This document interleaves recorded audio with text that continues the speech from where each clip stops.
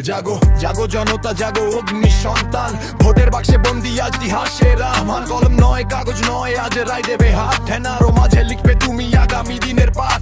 আমি ভোটের বজ্র ধ্বনি, আমি জনগণের ডাক, আমি শৃঙ্খল ভাঙা শপথ অন্যায়ের ওপর আঘাত। ভয়কে আজ ছুড়ে ফেলি, সংশয় করি ছিন্ন, এক ভোটেই বদলা লাভে দেশে বিশ্বাসে দৃঢ় অটল ঋণমিন।